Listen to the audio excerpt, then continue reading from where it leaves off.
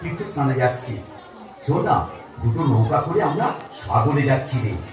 আমি বিধবা মেয়ে মানুষ, আমিও তোমাদের সঙ্গে যাবো দাদা ঠাকুর। না রে না, আর তিল ধারণের জায়গা নেই রে।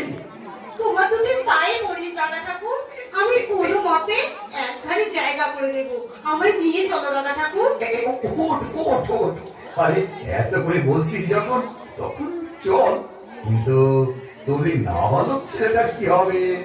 রাখাল, আসলে রাখালের জন্মের পর আমার সুতিকার জ্বর হয়েছিল, বাঁচার কোনো আশা ছিল না।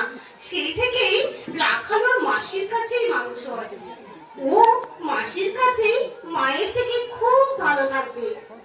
আচ্ছা আচ্ছা, ঠিক আছে ঠিক আছে, কিন্তু শোন, দেরি করিস না যেন। এই সব তোর জিনিসগুলো গুছিয়ে নিয়ে খাটে চলে আসবি।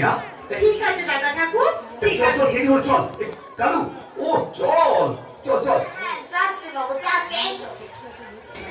কুল ভাঙে কুল গড়ে, এই তো নদীর খেলা।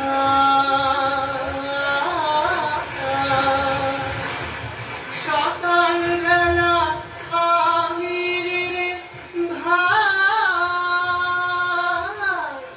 ফকির সন্ধ্যাবেলা রে ভাই, এই তো নদীর খেলা রে ভাই।